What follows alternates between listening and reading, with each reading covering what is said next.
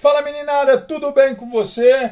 Quero saber como é que você está. Você está forte, está firme, confiante, acreditando mais em você? Já percebeu que você consegue estudar sozinho? Já está se organizando melhor? Isso é extremamente importante. Lembre-se, cuide do seu emocional para fortalecer o seu racional. É importante, os dois caminham juntos. Então seja otimista, vamos seguir em frente. Mais uma videoaula, mais uma videoaula. Agora estamos no período imperial. Vamos estudar hoje o primeiro reinado. O primeiro reinado. Então você coloca aí no seu caderno, ou então você digita no seu tablet, no seu computador e coloca o esquema.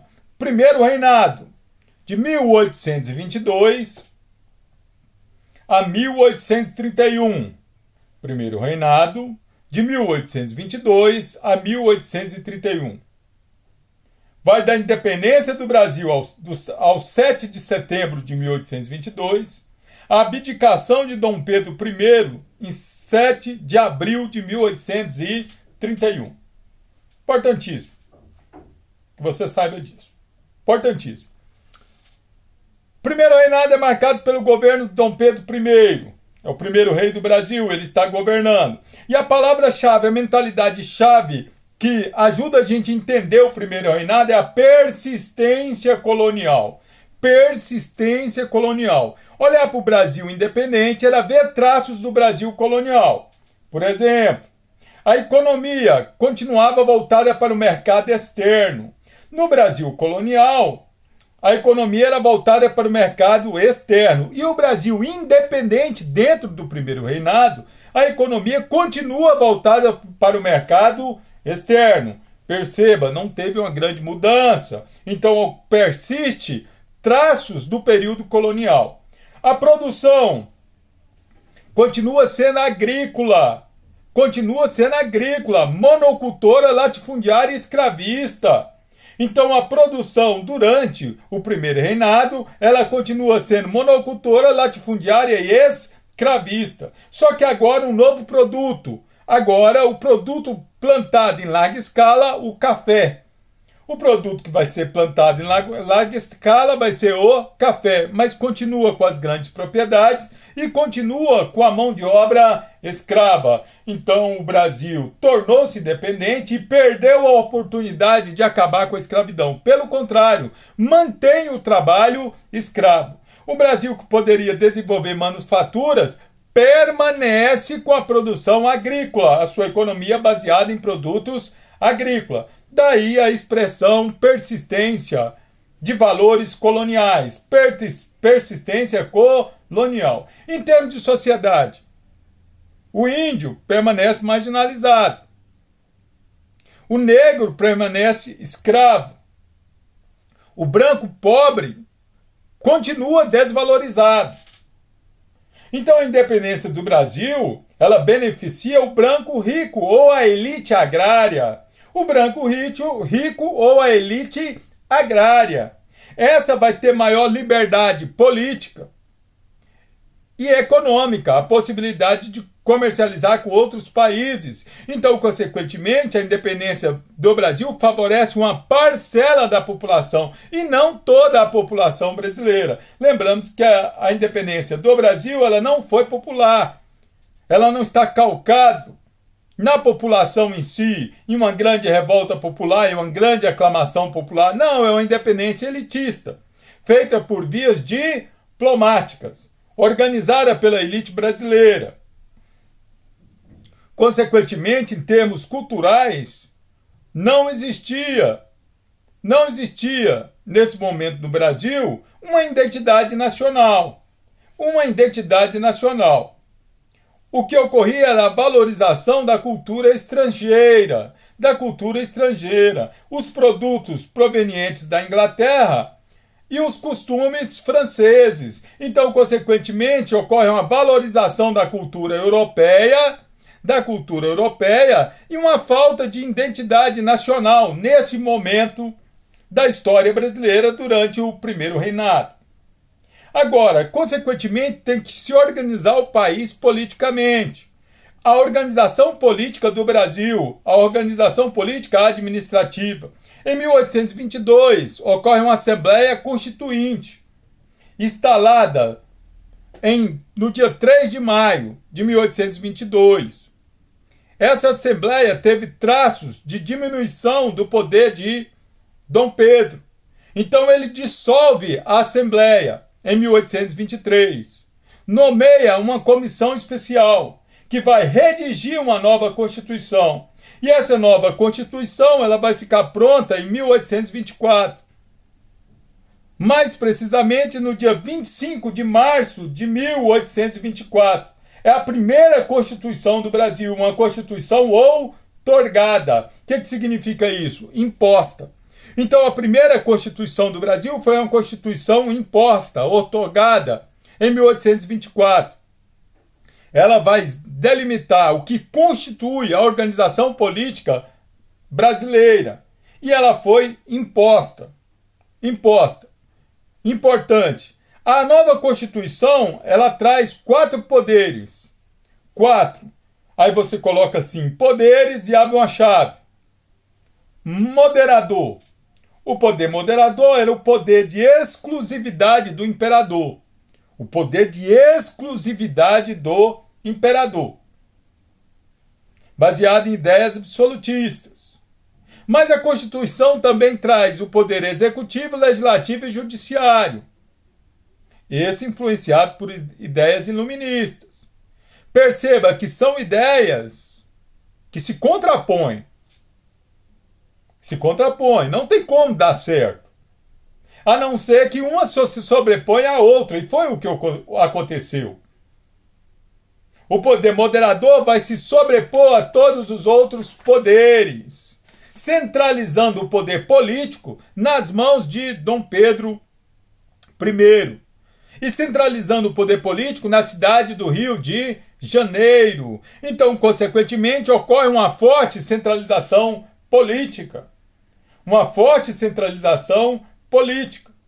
E isso gera revoltas.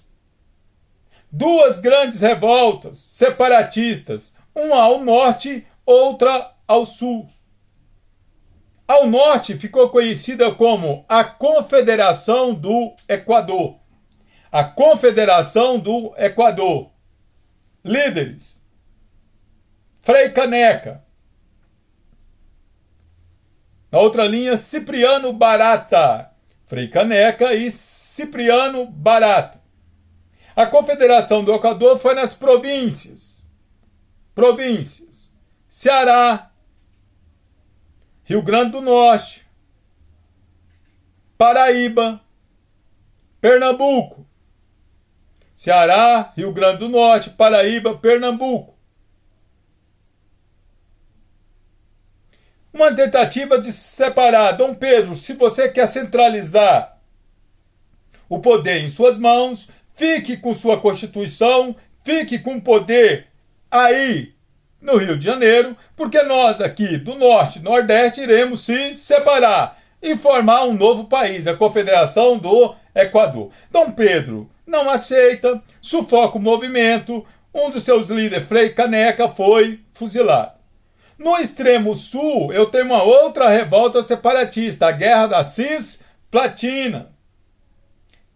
A província da Cisplatina, onde hoje é o Uruguai. Aquela província pertencia ao Brasil, mas grande parte dos habitantes eram espanhóis, mas as terras pertenciam a Portugal, ali, ao território brasileiro, desde a época que Portugal comandou o país. Então, consequentemente, essa região, ela acaba se separando e dando início a um novo país, por nome Uruguai, na Guerra da Cisplatina. Então, o Brasil chegava até onde é a província da Cisplatina, desde a época que os portugueses comandaram essas terras, mas agora essa região consegue um processo de independência. Então, a centralização política de Dom Pedro leva o Brasil para 2 grandes revoltas separatistas: a Confederação do Equador e a Guerra da Cisplatina. Ele consegue sufocar a Confederação do Equador, mas ele perde parte do território brasileiro. Consequentemente, o Brasil vai para duas guerras, e indo para duas guerras, a crise econômica, ela se avoluma, ela aumenta. Consequentemente, a crise econômica produz também a crise política. Brasileiros e portugueses não se entendiam mais. As regiões do Brasil tendo dificuldade de falar uma única linguagem, cada um querendo encontrar o melhor caminho para o próprio desenvolvimento. Um dos aspectos importantes que ajuda a gente a ter uma noção mais clara sobre essa crise foi a noite das garrafadas. Lutas de rua entre brasileiros e portugueses, que teve início no dia 12 de março de 1831, a noite das garrafadas. Tensão política, mostrando que a instabilidade política estava gigantesca aqui nesse período. Crise econômica, crise política, perca de território. A popularidade de Dom Pedro estava esvaindo. Consequentemente, ele não vê alternativa. Não vê alternativa a não ser fazer a abdicação do trono em favor de seu filho, Dom Pedro II. E a abdicação do trono ocorreu no dia 7 de abril de 1831. 7 de abril de 1831. Passando pelo primeiro reinado. Importantíssimo, cai muito. Está aí toda a estruturação do primeiro reinado. É importante que você entenda que o primeiro reinado é o governo de Dom Pedro I. A mentalidade da época é uma persistência colonial.